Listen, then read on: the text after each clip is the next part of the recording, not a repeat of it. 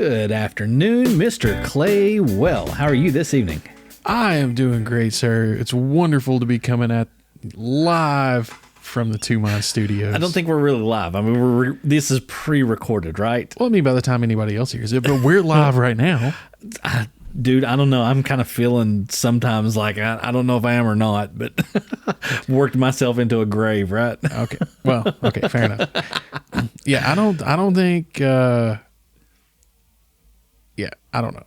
I'm going to call it live because we're live. We're recording live. We are live right now. And yes, we are in the Two Minds Podcast studio, which has had a few little things change in it. I've added some like artwork and things like that. And of course, you know, I'm always buying or trading around on something. So, but yeah, and I'm hoping that here in a couple of episodes, we're going to get a special guest. Maybe. I don't know. Yeah, hopefully. We've working got some feelers out there.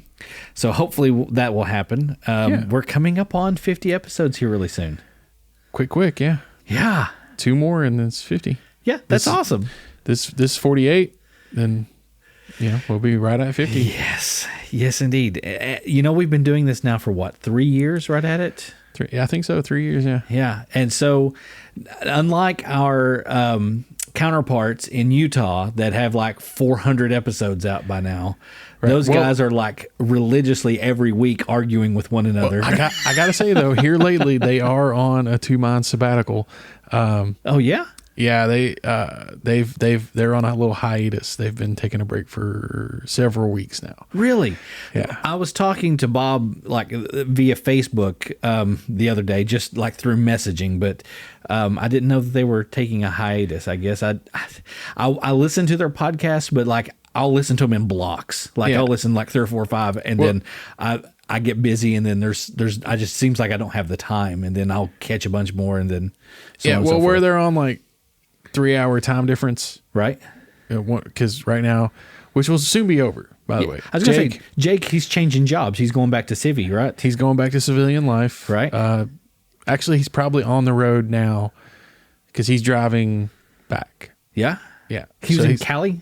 No, Virginia. No. Oh, okay. So he was over here. Yeah. Okay. That's why there's a 3-hour difference. Right. Yeah. So he was on the East Coast. His deployment is over. He's I'm not sure when, but he has to go through debriefing and decommissioning and all that. Right. And then I think he's still on guard rotation. Right. But like his deployment is over at that point. Yeah, it was what I was thinking, that I'd seen a post that said that he was going to I think he called it Civvy Button Down or something, like civilian button down. Yeah. I was like, that's kind of cool, I guess. Yeah, because he works in an office cubicle type job. So yeah, IT or something, right? Because I know he was talking about IT. So yeah, he does phone support. Cool. Yeah, so he's going back to that life in Salt Lake City, and he's taking advantage. The Navy will pay him so many hours a day for driving. Nice. So he's going to drive as long as they pay him, and then hang out, drive again the next day. And so he's going to take it slow going back. But he's making his way back home now, and I think they're probably going to start cranking them out weekly again once they get there. But they've been keeping up with it, but they've had scheduling conflicts, and then where Jake was on deployment, there were times where he was unavailable, or he had just something that he had to take care of for the Navy business that he didn't allow. He was arguing with other people. He was quarreling with other people, not with Bob. Right. Yeah. Exactly. So, but yeah, I'm sure they'll be kicking out episodes again soon because they had some technical glitches. They did do like 2 or 3 episodes where they're recording remotely. Like either one of the mics didn't record or the audio got desynced, and then like another time the recording just stopped and they didn't realize it. So they just had this whole big conversation with one another. Yeah. Yeah. And then there was no recording. One listening. Yeah. And there was no recording later. So I think after they had like 3 glitches like that consecutively when they were trying to record, they were just like, forget it. It's close to us, being back in the same building together. We'll just wait. Right. And occasionally Bob will get somebody in Salt Lake to come down and do an episode with him, Fran or Red. Yeah. I don't know her name, but they call her Red. Yeah. So one of them will come down and do, but yeah. So I think he's just going to hold off until they're back in the same town where they can get together and record like we do. That's cool. That's cool. I'd love to be able to get with them again. If they get back over in, Big Blue Nation, or if we head out that direction. I don't know. I mean, it may happen, it may not, but I'd love to go out there and either sit in with them, chat, or have them back on Two Minds. I think that would be awesome. Or just do like what we did before, where we recorded our episode and then their episode, which was flipping phenomenal. I had so much fun that day. That was a lot of fun. Yeah. And then they've got, which I thought was kind of, I don't know, it's not funny, but it was one of those little quirks, I guess. Yeah. So Jake, since he's been here, has a new house in Utah. So he'll get to go be in his new house. So his wife moved them while he was gone? They were in the process of selling their house and buying a new one when he found out that he was going to have to come to the East Coast. Right. And I think maybe he So is this sight unseen for him? No. He's been there, okay. But I think technically he still lived at the old house when he left. Right. And now he doesn't anymore. Now that he has a new address. So this will be his first living in the new place. Nice. So he gets to go home to a new home. Well, congratulations, Jake. It'll be awesome for him. I'm happy for him. That is very cool. Very cool. So we're on the brink of a new school year. Coming up quick. Yeah. So, my little one is starting kindergarten. She did the memorial thing last year where she was in, preschool, but this year she's starting elementary school. She's starting kindergarten. I've got one going into second grade. Yeah. And one is her first year of high school. That is insane, isn't it? So, it is. Yeah. And I hadn't really said and I've not really said anything much on, via social media or anything like that.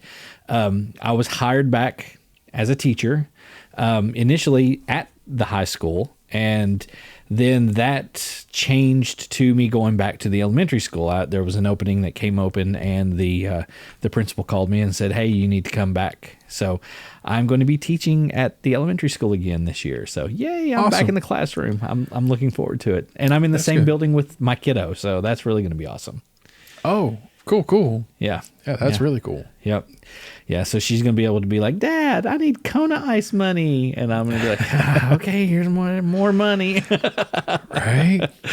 But I think it's handy, though. I mean, being in the same building, I think that's going to be good. And plus, she's had a little bit of nerves here recently. And then when I told her, I was like, "Hey, guess what? Daddy's going to be at your school. That's where I'm going to be working. I'm going to be a teacher there." And she was like, "In my class?"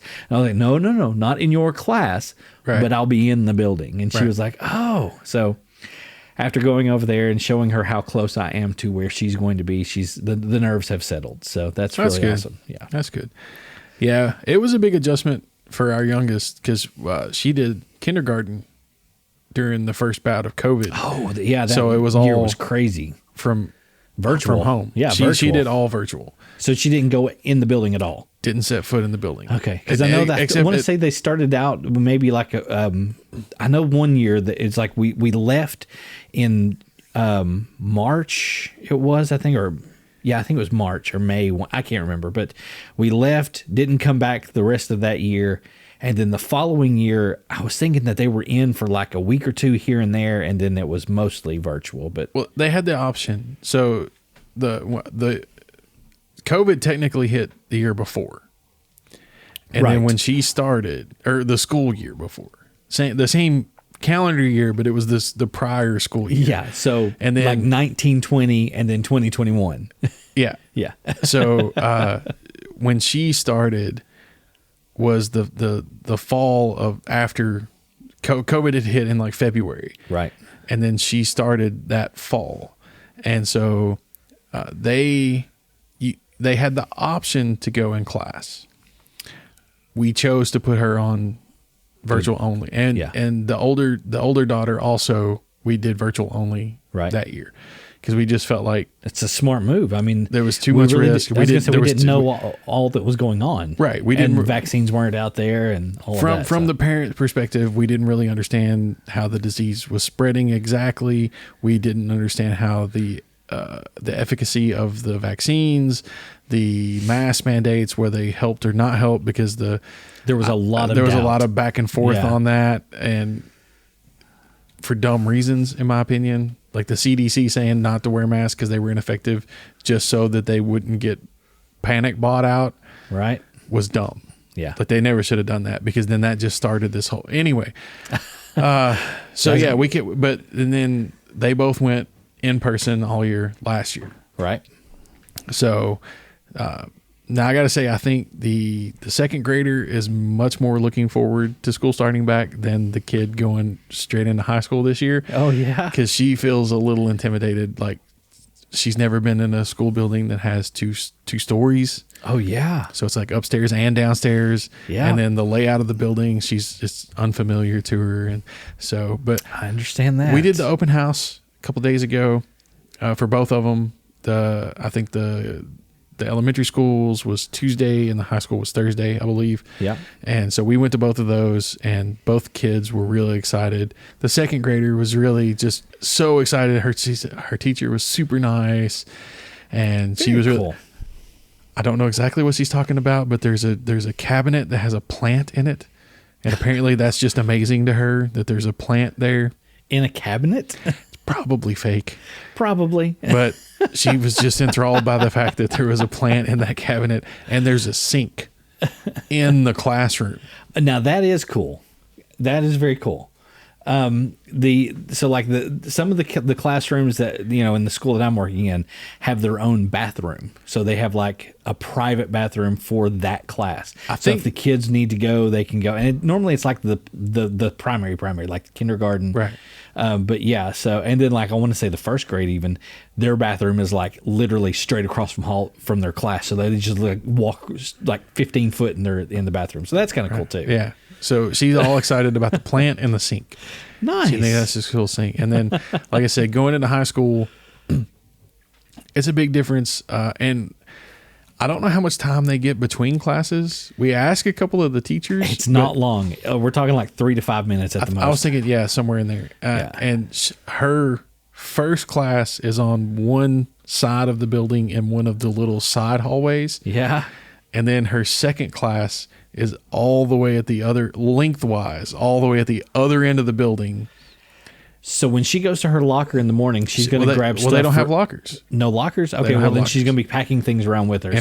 So that's good. So I was going to say she's going to want to basically grab things for multiple classes, so that way she can only make like one pit stop a day or something. But, right. Yeah. And then something too that's really cool that I'm seeing now is a lot of the things that they're needing in class either stays in class or is on the Chromebooks or on the computer. So you don't have to really pack around a whole lot of things. Like I can remember whenever I was in school, I'm sure you were the same way. Oh yeah. The backpack weighed like 100 pounds. It felt like, and I mean, we kept books in there for like 4 or 5 classes. So you're hitting on one of my pet peeves. Yeah. Okay. Apparently there does not exist a thing known as a textbook anymore. Everything's workbooks. Apparently it doesn't exist. Yeah. And that's frustrating because I remember when I was in school, all the teachers complaining that the parents didn't care, the parents didn't try to help, the parents didn't. And I had a textbook. Right. Our kids have no textbooks. No, they don't. And my older daughter has a little bit of difficulty with math on occasion, and I don't mind to try to help her because I'm fairly good at math. But the problem is she has no textbook to bring home so that I can read the lesson and then teach her the way that the textbook is wanting to have it done. You're right. You're absolutely right. And the teachers are just like, eh. Like every teacher I've encountered about this problem, they're just like, eh. Oh, well, it's not my problem. Okay, so and I'm like, can we not get a photocopy? Can you please send me? No. Well, here's the thing. A lot of times the teacher doesn't have a textbook. Like they have to have something that they're teaching from. We do, like the teachers do, but a lot of times that's online now, and we have a specific login that's a teacher then login. Screenshot it and send it to me. Yeah, there's ways. Like a concerned parent is trying to get the information to help their child, and every teacher is just like, yeah, well, tough. Yeah, that's not cool. And I'm like, how hard is it for you to take a couple? I mean, I understand that if you had 200 students and everybody needs this, then that could be a problem. But now, if that were the case, then there should be something addressed saying, okay, we need to have this resource out there for the parents. Right. So yeah. But I'm just saying, like, as a concerned parent, trying to help my child, reaching out, asking for assistance, and it's just like, no, there's no books, there's nothing we can do. Wow. Like, okay, great, thanks. I'm glad my child is struggling in your class. That makes me feel awesome. So I can't do anything. So she has a textbook, or not a textbook, but a workbook that she'll bring home with her. There's no workbook. No workbooks. No nothing. They're like, well, she takes notes. No, they have verbal instruction in class, and they're like, well, she's supposed to be taking notes. And I'm like, well, if she doesn't understand what you're teaching her, how does she take notes? Here's my question then. So if there's no workbook, and she's not doing things online, what is she having? Like, what is she doing then? Like, is she bringing worksheets home or what? No, she has nothing to bring home. Everything has to be left in the classroom. No, I'm asking you. Okay, I guess I don't know, because she's not allowed to bring it home. I know, but so she never has homework. No. Okay. I was thinking that you were saying that to help my child have, but she doesn't understand. Okay, she doesn't understand the math problem. Okay, with what's going on in the classroom, she's failing tests. Okay. She does okay on the daily work, but she's failing tests. She doesn't understand the instruction in the room. She doesn't understand how to do the problems. She has nothing that she's allowed to bring home. I reach out to the teachers to try to get help so that I can learn how to do the stuff, so that I can give her example problems and work through them with her. And they're like nothing. Nah, see tough. Now, okay, so coming from the other side of it, the teacher side of it, that should not be a thing, because every teacher's edition of everything that's out there, especially the digital stuff, has supplemental like worksheets that can be sent home. It has downloadable instructions that can be sent home. It has all of these resources that can be, all you have to do is click on it, print, and that stuff could be sent home. Right. So that is failure on that teacher's part. I'm just going to say it. That's my issue. It's just 2 years of the teacher doesn't care. Right. And it's extraordinarily frustrating. Yeah. Yeah. And unfortunately, because there's such a shortage of teachers that are out there, that teacher is pretty much locked in place. Oh yeah. I know. Here's some things though about the high school specifically that boggles my mind. Okay. Okay. As a former student myself, this high school, Southwestern High School, does trimesters. Yes. They don't do semesters. Yeah. They don't do that quarters. They do up here at Pulaski High School. They do trimesters. Yeah. So looking at my older daughter's schedule, right? Just going to example. It's not exactly how it is, but example. She has Algebra 1A, the first trimester. Yeah. And she has teacher John Smith. Okay. First trimester. Okay. Second trimester, she has Algebra 1B. But it's not the same class period. It's a different class period. Okay. So it goes from like first period to like fourth period. Okay. And now her teacher is Jane Doe. Right. Totally different instructor. For the second part of the class. Right. How? What do you mean how? It's the same class. You're going in the middle of a class from one teacher to another teacher. You're going to have to learn a whole new instruction method, a whole new instruction style, a whole new daily plan. Because I guarantee you both those teachers don't teach the same way. Right. How is that fair to the students? And then the third trimester, it goes from fourth period to second period, and it's a completely different teacher. Right. So it's no different really though than when you and I were in school when we did semesters. So we had like the first half of the year and the second half of the year. But my teacher stayed the same. That may be, but Okay, so let's put it this way. Let's look at the other flip side to this. And my schedule didn't change. Okay, but let's look at the flip side to this. Okay? Yeah. So let's say you have Algebra 1 for that year. Right. You're going to be in there first semester and second semester, and John Smith is your teacher. Yep. By the second week of school, John Smith and you cannot stand to look at one another, and you are in a terrible situation now because you're not learning anything in his class, and he's frustrated with you, and there's no teaching being done. Wait. I know what you're about to say. At some point, that breakover needs to happen. Get that student in somewhere else where they're seeing something different, so maybe that new technique or that different teacher can reach that student in a different way. I mean, if and possibly, I understand that, and I could see where, maybe that's a thing. It's all about differentiation right there. But my problem is, it's the same class. It's one class. So yeah, it has one, like a beginning point and an end point for that year. Right. It's Algebra 1. Yeah. It's one class for the entire year. It's just cut up into three different teachers. Yeah. You've got 3 different instructors. And I mean, how do you know coming in, right? You got a whole different teacher, a whole different class period, a whole different group of students. Yeah. What if teacher 1A, his entire class was struggling and he was having to slow down and he didn't get as far as he was supposed to. Okay, and then teacher 1B is like, okay, well, I got to lesson 28, so now we're on lesson 29, and 1A class is like, no, we were on lesson 18. Yeah.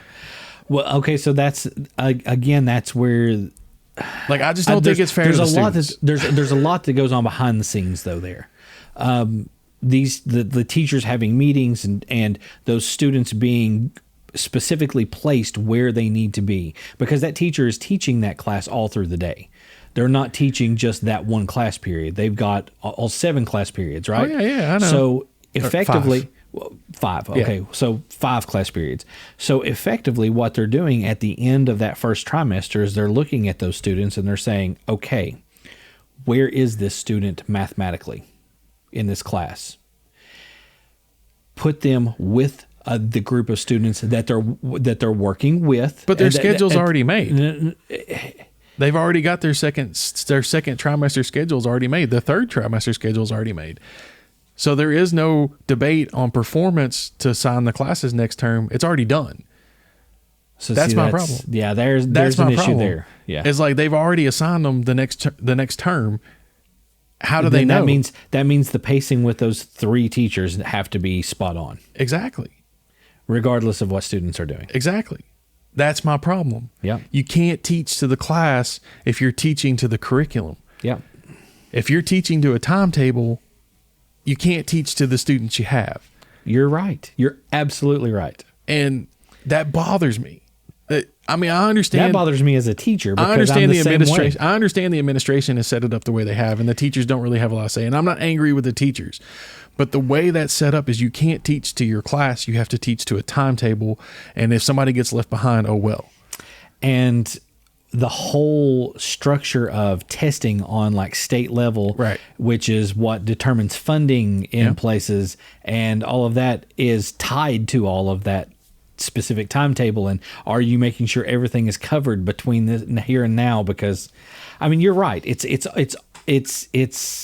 a system of schedules, and that's about what it is. But that leaves the teacher going, okay, I've got to do the best that I can in this class for this kid.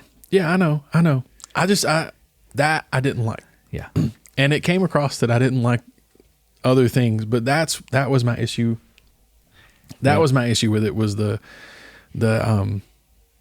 I just felt like it, because I already know that my child has trouble with this subject. Right.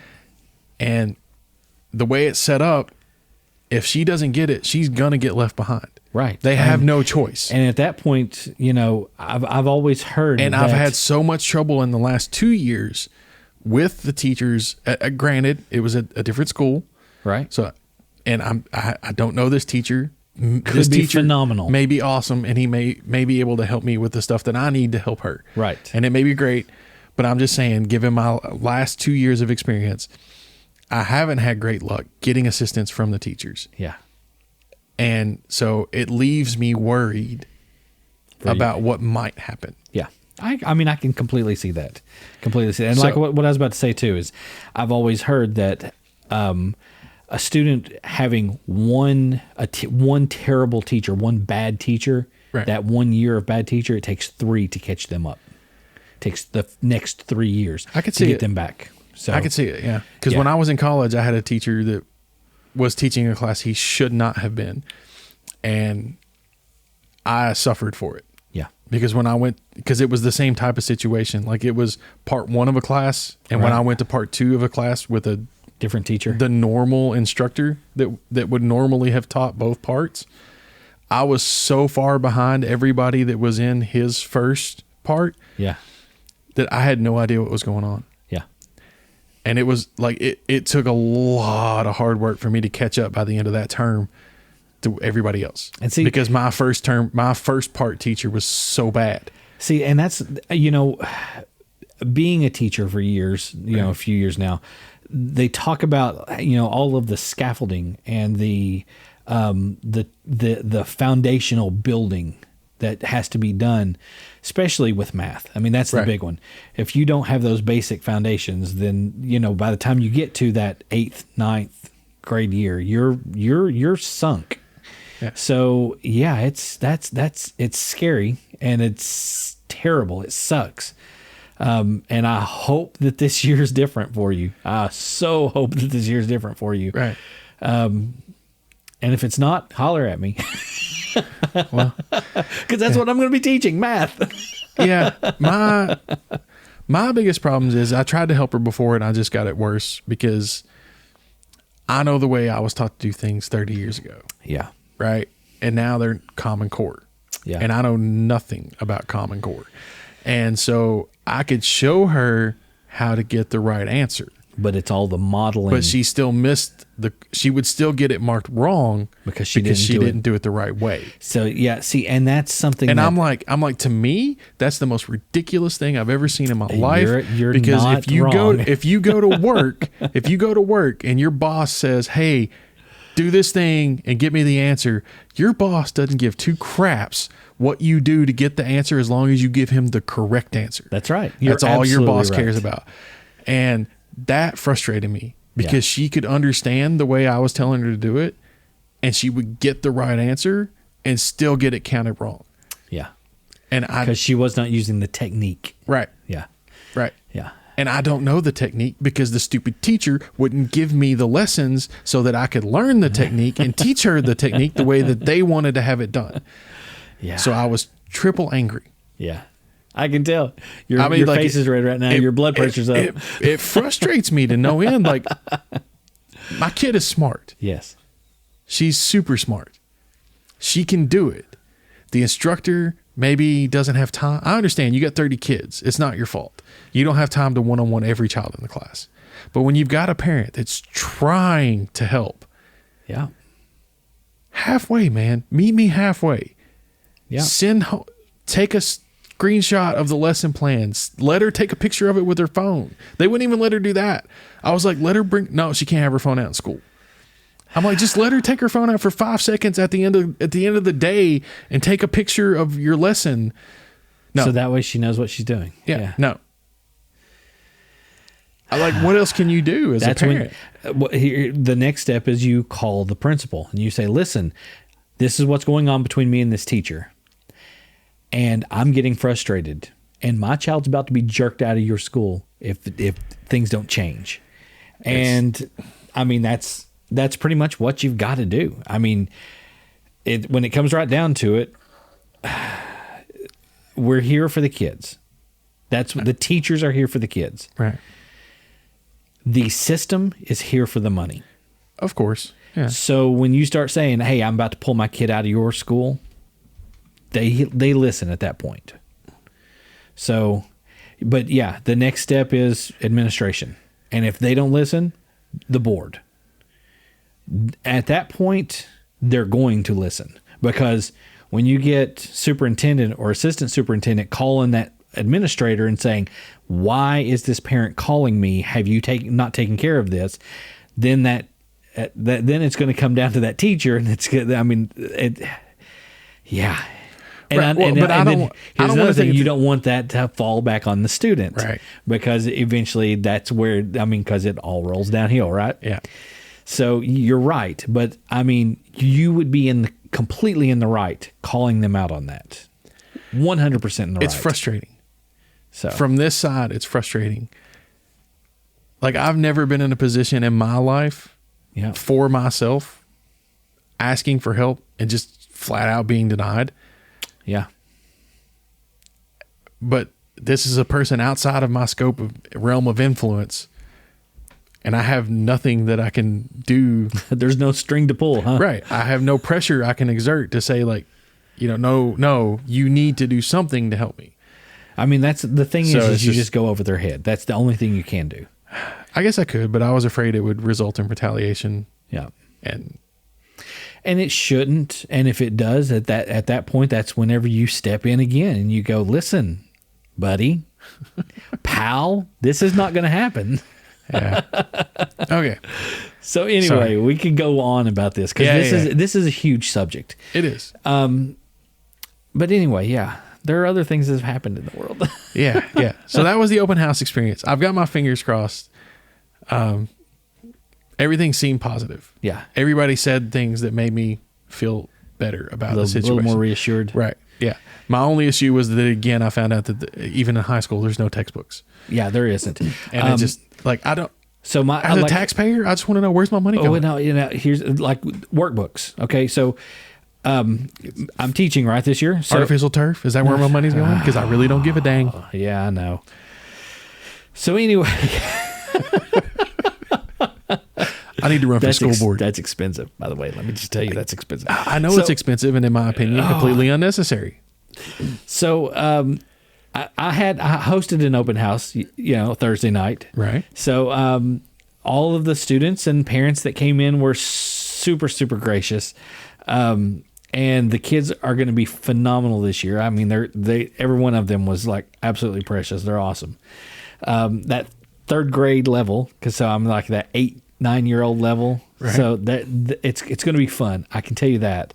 And you were talking about not having a textbook. Yeah, we don't have textbooks. We have workbooks. And now, I mean, it looks like the old school textbook, but the kids can write all in it. What? And that's where tax money is going. And they can take it home. They're allowed to bring it home. Then why can't my kids? I don't know. Ever. I don't know. That's a teacher thing. That's not a district thing. Let them bring it home. Yeah. So like I have actually, the kids are going to have 4 different things, because I'm teaching math and social studies. Right. So they'll have their math workbook, the big one. Mm-hmm. They will have a minutes a day supplement to their math called Simple Solutions, where they have like 10 little problems that they just do quickly. That will come home with them every single day. Okay. They will have a handwriting book. We're teaching cursive again. Tell me that's not awesome. I mean, that, but we're teaching cursive again. Hey, I'm just going to tell you, there's an entire generation of kids. If you want to hide something from them, just write it in cursive, because they don't know how to read it. Oh, yeah. Okay. I think teaching cursive is fine. I got no problem with that. My question is, why is the math teacher teaching cursive? Every teacher is teaching it. So they're teaching it to their homeroom. Okay. So every teacher in the building is teaching cursive. Okay. Like a handwriting class. Yeah. Okay. I'm sorry. But now I'm also teaching social studies. So I will have a 90-minute block of math, and then math class will end, and then I'll have social studies. And actually it'll rotate between social studies, and that's when I'll get my handwriting class in as well. So we'll have a couple of days of that. And I'm thinking probably like a Monday, Wednesday, Friday social studies, and like a Tuesday, Thursday handwriting.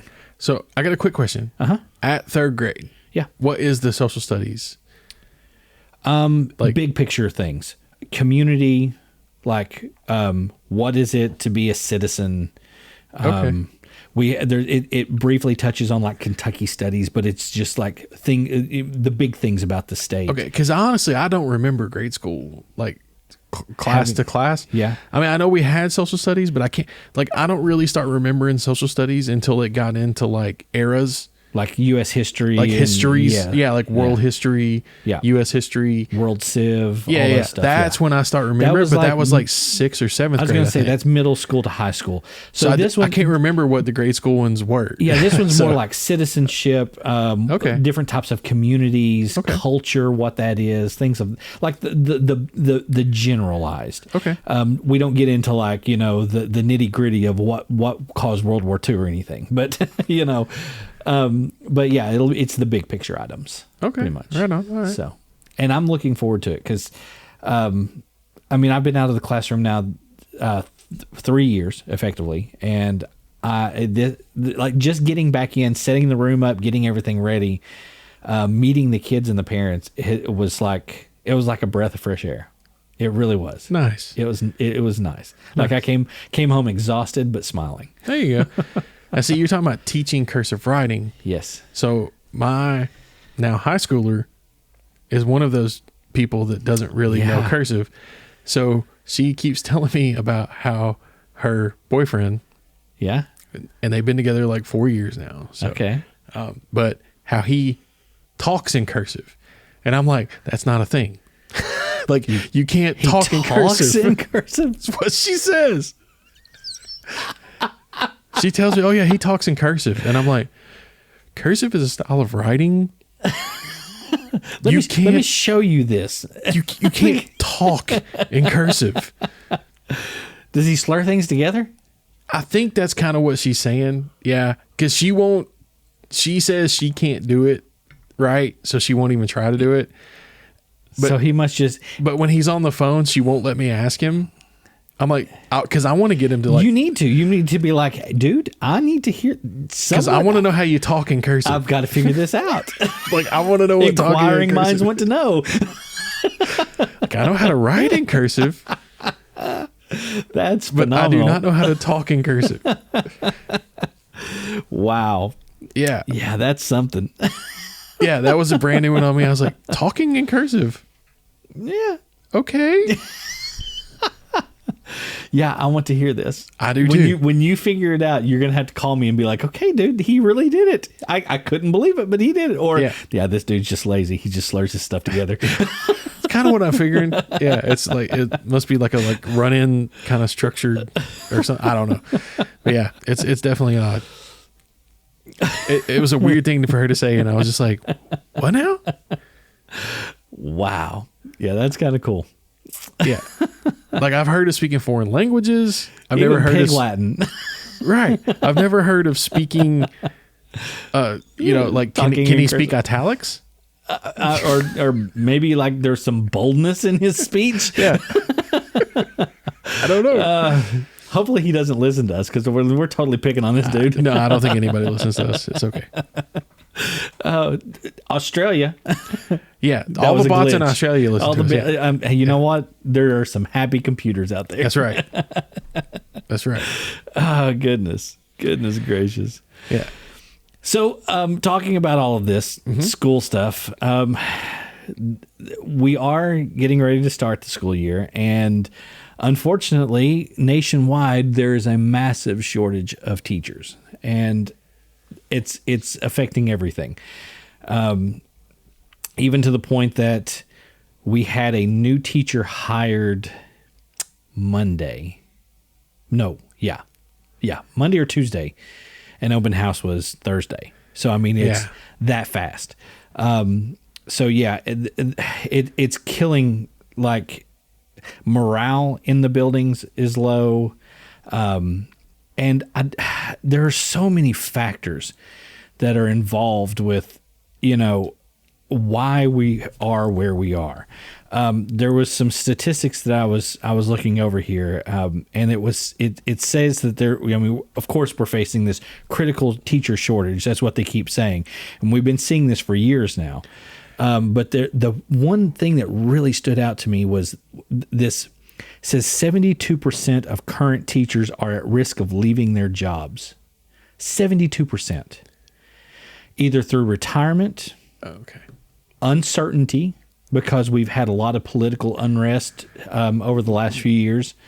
Now I can see that especially in the state, but I didn't know nationally that was nationally. The teacher shortage is coast to coast. Okay. I can understand it in Kentucky. Like I fully understand why we're having problems here. Yeah. Yeah. But thank you, Matt Bevin. Yeah. Yeah. But I don't understand. Like nationally, I didn't know it was as big of an issue. Yeah, it is. I mean, it's everywhere. Like I want to say it was. Well, I guess if you don't want to wear Kevlar to work every day, maybe you don't want to be a teacher. I mean, really, that's the thing too.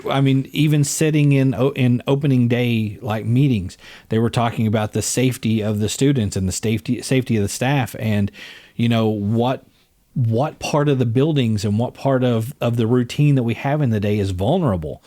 And unfortunately, we should not have to have that discussion. We should not. No. But we do.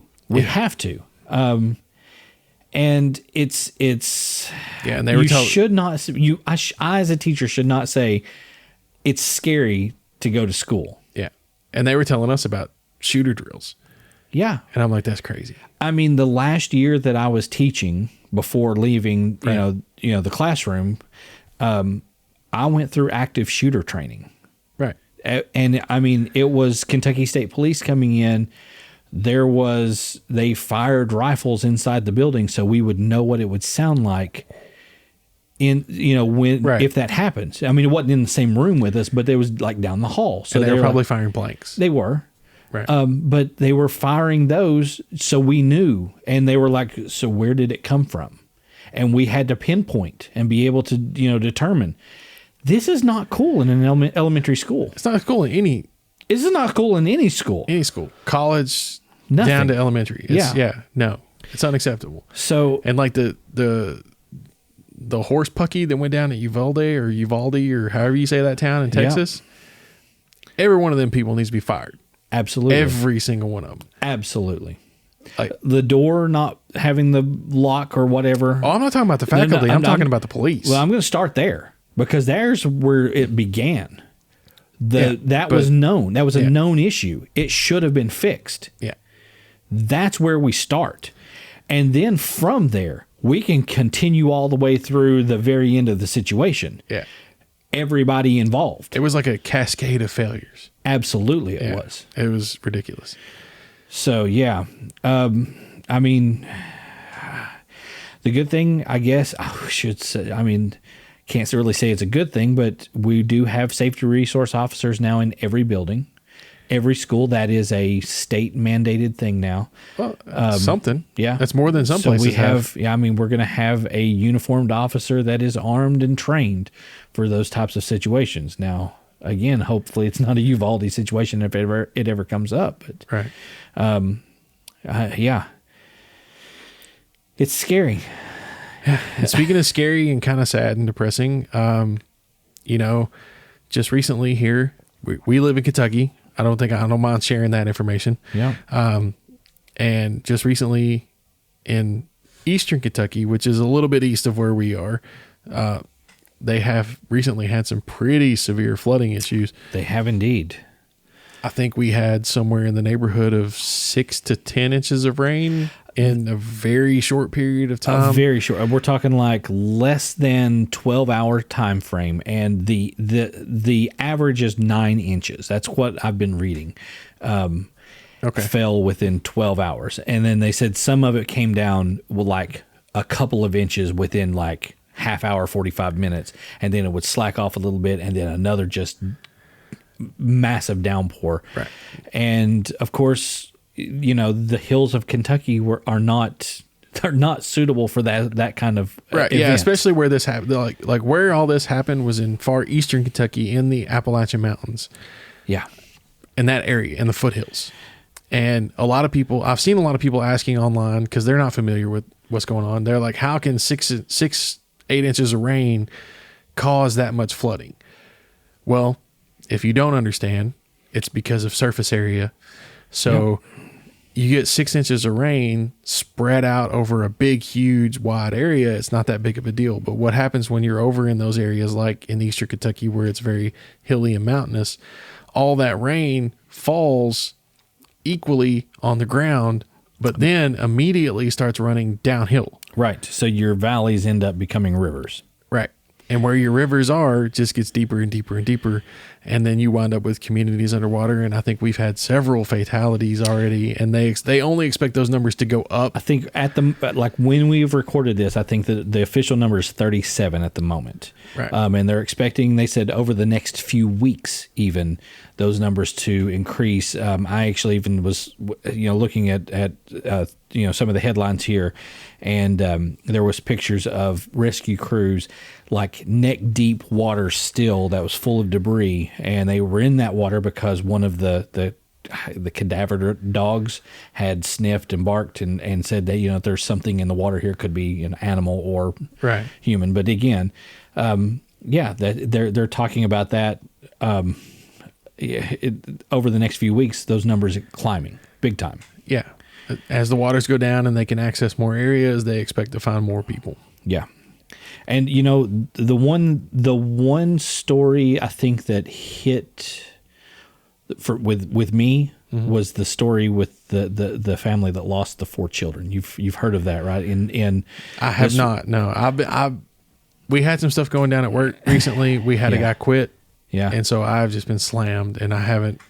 Well, I listen to a lot of NPR, of course, I listen, and I don't watch like major news outlets like I used to. I guess during the Trumpian years, I watched a lot of news outlets because I felt like at any point in time I was going to get the go ahead to run for the border. But I haven't been listening to that much or watching that stuff so much. But I do listen to a lot of NPR, and our governor, Bashir, he was making an announcement the other day, and as he was reading names, like he stopped. Like you could tell the emotional, like it hit hard. So this is in Knott County. A couple had sheltered in their mobile home in one of these flooded areas. And they couldn't get out. The water was already up. It was swift.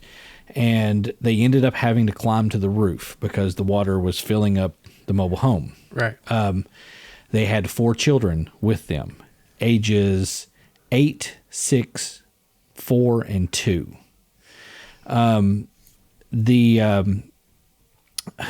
It says that the parents were on top of the trailer. The water kept rising to the point that it was sweeping around them.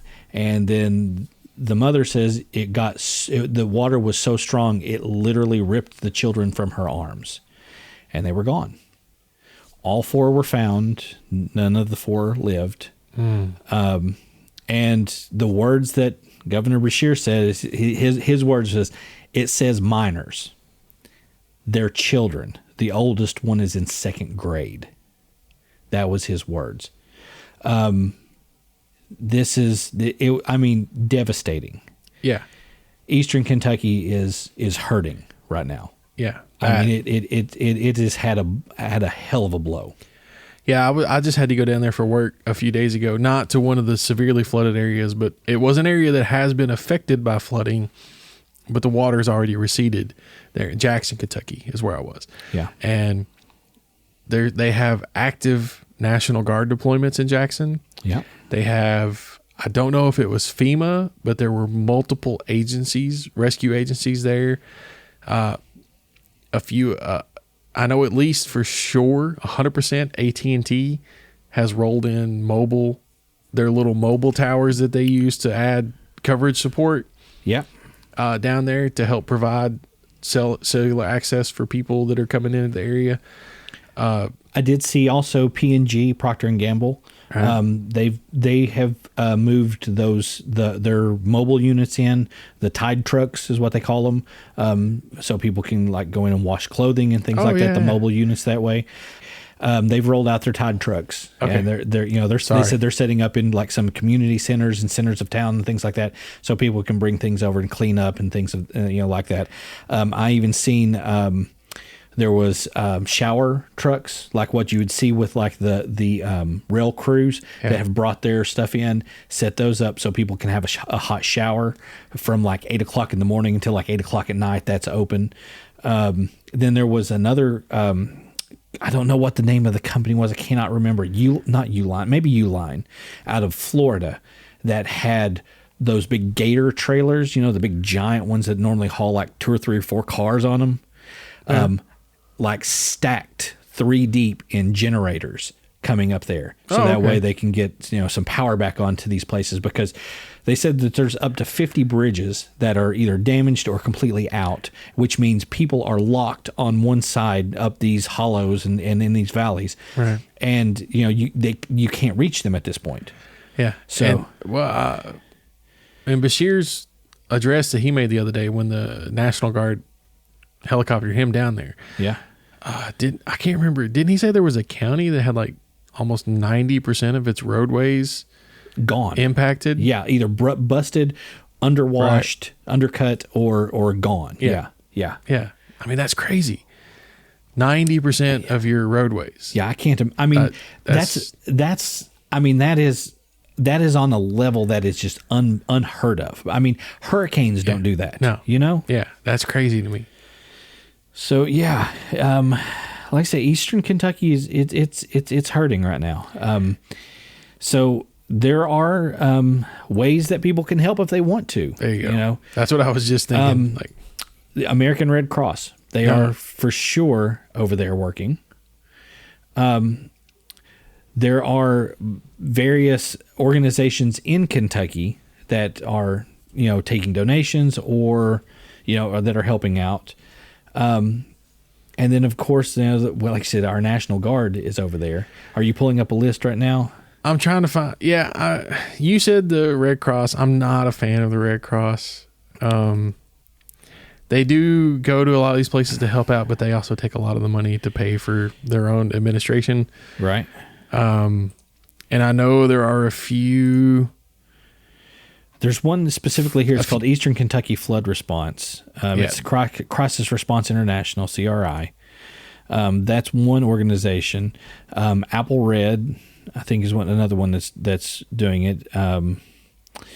There's a few that are out there. So if you have the need to, or you feel like you would like to help out rather than physically going over there yourself, if you could help out financially to one of these relief programs that are over there that's doing the work, a little donation is not going to hurt. Right. Yeah, for sure. And just look around. I'm terrible at the rapid Google, but look around. You'll find some places. Red Cross, yes, they are helping. They are in the area. They are providing relief now. But there are places where a larger percentage of your contribution will go to the people in need. Right. Let's put it that way. Yeah. I'm not saying the Red Cross is a bad place to go, but there are places who don't take as much of the donation. The one thing I do like about Red Cross, the one thing that I can say about Red Cross is typically they are some of the first boots on the ground. Even if the money is, going to their administration, some of it is going to that. Like FEMA and things of that nature, they're big, they're cumbersome. They are considered a rapid response team, but because they're big and cumbersome, it takes them a little bit longer to get moving. Where Red Cross seems to be on the ground running a lot of times in situations like this. So, yeah. But, so we've had that. Compounded on top of that, we have more rain in the forecast.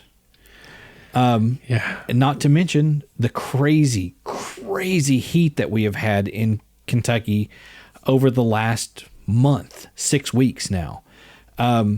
We've been seeing temperatures high 90s to high 80s to low 90s, with heat indices up around 105 to 110. humidity levels at 80, 90.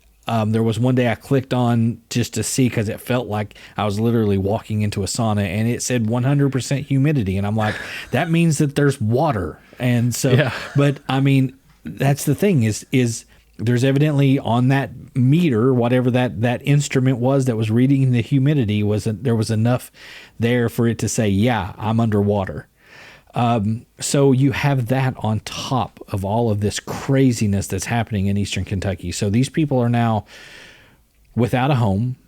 They are in shelters or some sort of a makeshift shelter, and they're dealing with heat and more rain, not to mention the finding of family or friends and the digging out process, the trying to, put their community back together. Did you see the crazy, like photos and stuff of that elementary school that was right on the banks of the river that flooded? No, like I said, I haven't had, no. I cannot remember right offhand where it was at. One of our while you're looking for that, one of our local churches here. Now there's been, we live not that far away, so we've got a lot of community support, and a lot of the places here we're taking food donations, like non-perishable food items, but we don't really have any excess food, and we don't really have the means at the moment to purchase a lot of excess food to donate. What we do have is a lot of clothing that's in good condition. It's just been outgrown because kids grow like weeds, and we got 2 of them. So we were able to find a church here that was taking clothing donations and toys and stuff like that. So we donated, I think, it sounds bad when I say it this way, but it's the only way we really got, like, the big bags, trash bags, full of clothes. I think we got like 5 or 6 of them that we donated. That's awesome. To help, but I did find a link here, and it's like a repository of places. It's way too long for me to get into, but if you want to throw a link up on, I'll put a link to this place on our Facebook groups page, and anybody that wants to can go check it out. But there's a lot of information on here, a lot of places that you can donate to. You can PayPal, you can Cash App, you can mail stuff. So there's a lot of stuff here that you can, if you want to help out. And the Red Cross is on here. It's one of the ones on here. But there's a lot of places on here that you can send aid if you're interested in that. Something too, something that kind of pleased my heart, and I'm pulling it up right now. One of the girls that I graduated with whenever I was going through Midway, she posted on her Facebook page because so one of the communities that was hit really, really, really, really hard was Whitesburg, right? Yeah, that was one of the worst. Yeah. Well, yeah. So that's where she lives. She's a 7th grade language arts teacher in Whitesburg. Okay. And so she was, she pretty much, they lost everything in the classroom. All of the books for her students, everything was gone. And so she posted a screenshot earlier today. I want to say it was earlier today. If it wasn't today, it was in the last couple of days. By the way, hi, Brooke, if you're listening. It was an Amazon. It says, Brooke, I hope this helps you begin to rebuild your classroom library. All of us at Scholastic are sending you our hopes and best wishes. Amazon is sending her like almost like a library of books, and then Scholastic sent her another $200 to start building her library back up for her students. Oh, nice! Which was awesome. So yeah, and it was Robinson Elementary in Perry County, the one that I was seeing all of the pictures of. It looked like in the pictures the side of the building was no more than 20 feet from the edge of the river, and when that river swelled, the entire school the water was up to the windows, and it was like, I think whenever they actually got in and you could see the inside of the building, there was something like 4 inches of mud, entire school, like everywhere. So it's crazy crazy. And the pictures of like their football field and things like that, soccer field, where the only thing that you could see was the top bar of the goals. It was insane. But yeah, there's a lot of damage out there, and it's going to be rough over the next, few months even, because, I was looking at this too. So this is the first full week in August. Today is the 5th. Yeah. We're only about 6 weeks away from some cool weather. Hopefully. September, typically Labor Day or right thereafter the nights start getting cooler. 60s. I would say not until November. Personally. Yeah, the For days my are taste. The days still will be warm, but we start getting those crisp nights pretty soon. Which means these people don't have a whole lot of time to get things put back together. They're up against the clock, and our thoughts go out to you guys. And if there's any way that we could help, donate, reach out, donate material stuff. If you've got kids that have outgrown their clothes, there's people that could use it. Yep. Don't trash it. If you have things, if you've got things, anything, money, whatever you can spare. Yeah. I just posted a link onto our groups page. There's a lot of resources there. There's a lot of options for ways that you can contribute. It seems like Kentucky's been hit pretty hard with those December tornadoes back this past, winter.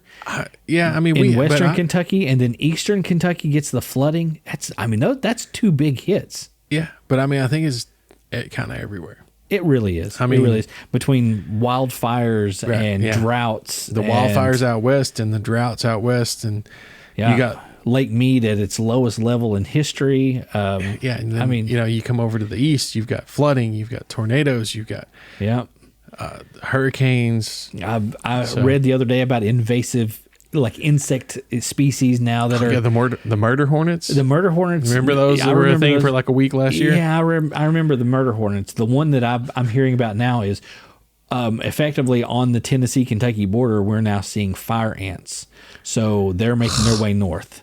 I got some family that lives in Texas, and I went down there, and let me tell you, you don't want to mess with fire ants. No, I made the mistake of kicking a mound one time whenever I was a kid down in Florida. My great uncle used to live down there, and man, those things went everywhere. Oh yeah, and they I have scars on my legs from when I went to Texas. It was late at night, and I was standing out in the yard talking to some people, and I didn't know. And bam, bam, bam. Oh, dude, all of a sudden my leg felt like somebody was driving nails in it. Mm-hmm. And I was like, what is going on? And they're like, there's a fire ant hill right there. You got too close to it. Come on.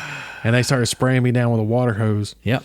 And man, it's like, they're like bees. Oh my God, it's worse. It's terrible. I've got, like I said, I've got scar because they got on the bottom of my feet.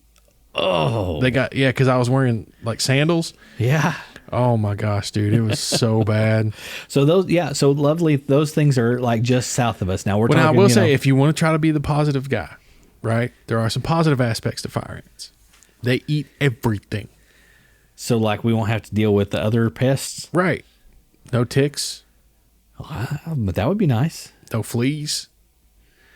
That little Lone Star tick that's getting people now, where you can't eat meat. Yep.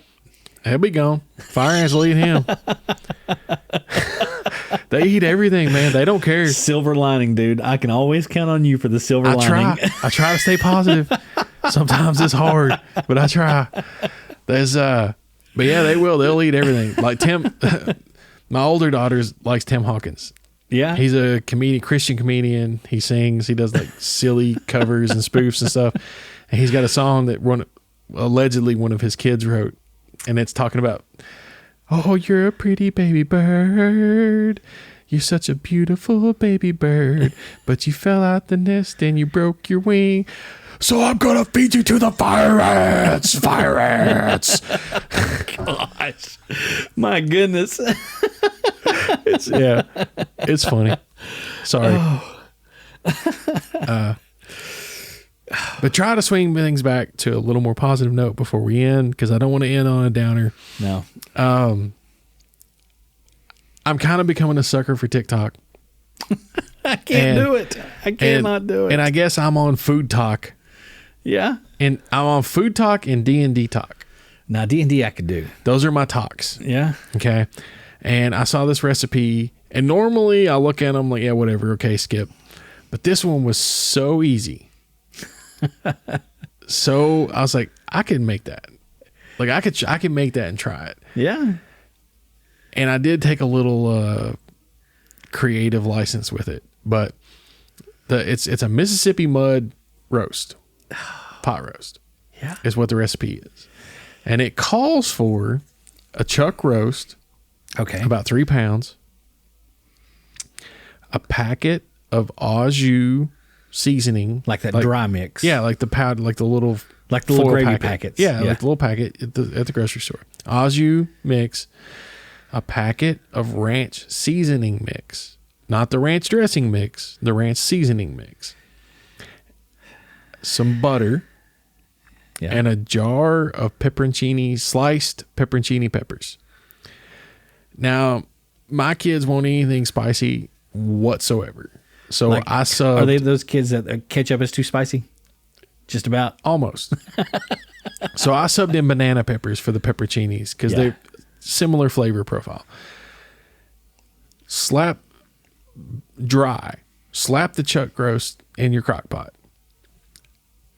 Cut up about a half a stick of butter in slices and sprinkle around. No salt or pepper or anything like that? Okay. Chuck roast, bam, right in the crock pot. Yeah. Right on the bottom. A little bit of pepper on top, or a little bit of butter on top. Okay. Rip open your au jus seasoning mix, sprinkle it around on top. Rip open your ranch packet seasoning mix, sprinkle it around on top. Dump in your whole jar of sliced pepperoncini or banana peppers, whichever you buy.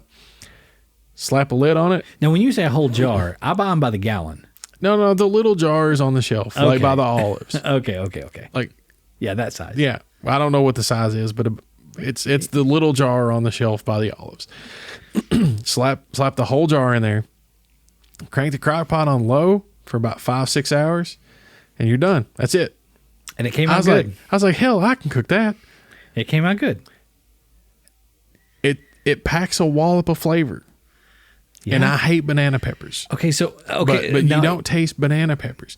Here's my question: how much ranch flavor? Because I don't do ranch. It doesn't taste like ranch at all. Okay, I could do that then. It's salty and like acidic, tangy. Oh, that would be good. But it's not. And I would maybe cut the ranch packet in half because I think that's where the salt came from. Could have been, yeah. Because it's really salty. So I would maybe cut that ranch packet in half. Okay. But other than that, man, I've been eating this for like 3 days now. I just take it and put it on. I heat it up, put it on bread, and eat it like a sandwich. It's good. So I'd posted on Facebook the other day, and I guess I didn't expect the responses that I got, but I did get a lot, like overwhelmingly a lot of responses. But it was just like, I thought it was just a funny little thing where I basically said, I'm at the point in my life where new appliances excite me. I'm good with that. I'm super stoked about a new appliance, right? And so like the first thing out of the gate, my neighbor, he's like, so what'd you get? And I'm like, new washer dryer. And he was like, I know where I'm bringing my clothes. So I was like, heck yeah, come on, dude. So we bought an Instant Pot the other day. Love them.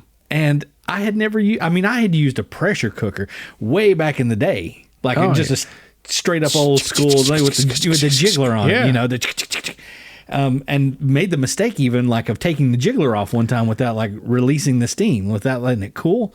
Yeah, there was like rib juice on the ceiling. Mm-hmm. That is not cool. No, don't do that. So, but so we put, I've made a couple of things in it. I did wings in it one day because I got the one with the air fryer too.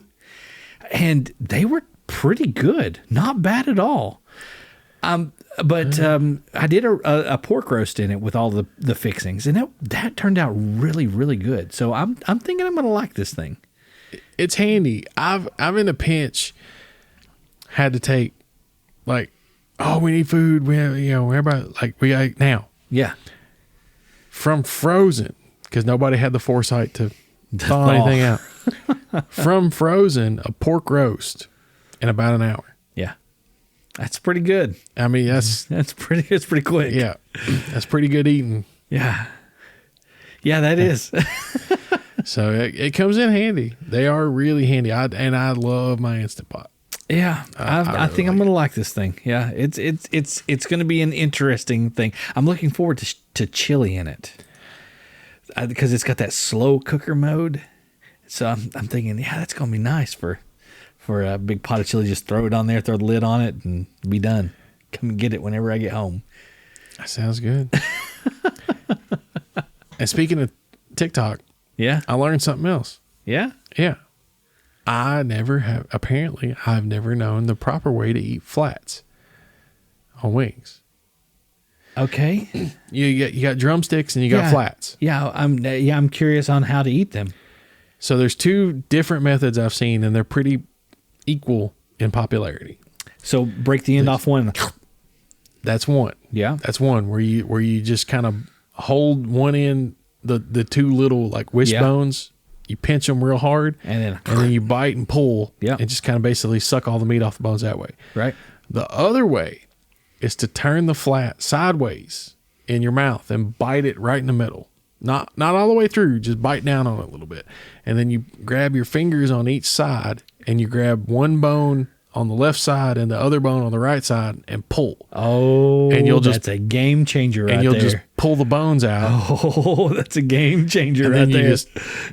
And then you've got the wing in your mouth. Chicken in your mouth. Oh my gosh. Got to try it. Yeah. Gonna have to try so next time I have wings, I'm a flats guy. I'm not a drumstick guy. I'm a drumstick guy. I'm a flats guy. So if we buy wings, we're going to be good because I'm all about the flats. Yeah. Yeah. So I've seen the problem I have with the way you're talking about that I've seen people do with the flats is I always wind up with a gristle. Yeah. So I'm wondering how that's going to work when you pull. I mean, it's going to be the gristle on both ends at that point, right? Well, but if you pinch hard on the end, maybe you can hold the gristle. Yeah, I'm thinking you might hold the gristle out with it. Maybe. Well, again, we're going to have to try this. But it was interesting anyway. So, yeah. Very cool. Very cool. Yeah. And then we had a big day with the family today. Yeah. We went to our own little private petting zoo. Yeah, that's cool. Yeah. And took them out for like a country like lunch and in like the old school bait shop, bait store. Yeah. Yeah, went to the old little country store and had us sandwiches and lunch. And see, those are good days. I stopped down at Davis Grocery the other day and got me a turkey sandwich and chips and a big tea. Right. And the old lady that's there, Grandma, God only knows what her real name is. Everybody knows her as Grandma. She is 100 years old if she is a day. I'm telling you right now. Right. She's all of 4'2", and every time that she makes a sandwich, she licks her fingers. I'm thinking if she's 100-year-old, there ain't nothing that woman's got that's going to kill me. That's true. And I'm going to tell you, she makes the best sandwiches in the county, bar none. They are awesome. Like a pound and a half of meat on every one of them. It's good stuff. So what do you say? We going to call this one? Let's call it an episode. We've got one more. And then we hit 50. Yeah. And I think we've got a little something planned for 50. We're not going to say much about it. Yeah. But there might even be a supplemental media source to go along with it rather than just hearing our beautiful voices. You get to see maybe our beautiful faces. Yeah. You'll have to keep an eye on the group page on Facebook. Absolutely. Yeah. And that group page, the address up for it is www.facebook.com/groups/twomindspodcast. You can find us there, shoot us a message, drop us a line, make a comment, any of those things. And we will be throwing that link up there for donations as well. So yeah, it's already posted, the link for donations for Eastern Kentucky Flood Relief. Good man. Good man. And you can find us Facebook. We got Twitter. Yep. At Two Minds Podcast. You can hit us up on there anytime. Tweet at us publicly. Send us a DM. However you want to do it. That's all good. Gmail, if you want to give us shoot us an email, twomindspodcast@gmail.com. That's TWOMINDS podcast, PODCAST, all one word, @gmail.com. That's a mouthful. It is, isn't it? I'm surprised I got that out. Yeah. You did good. You did well. And what was the last thing? We got one more thing there. Yes. If you want to find us, there's a host site that has us, twominds.podbean.com, or find us on Spotify. Search either Jason Claywell or Jeremy Ham. Yeah. Put those in quotations. Two Minds Podcast. We'd love to hear from you. Yeah. Reach out. And I'm disappointed. The only people, as far as I can tell right now, there's only 2 people. So we had our episode where we talked about crazy little things happening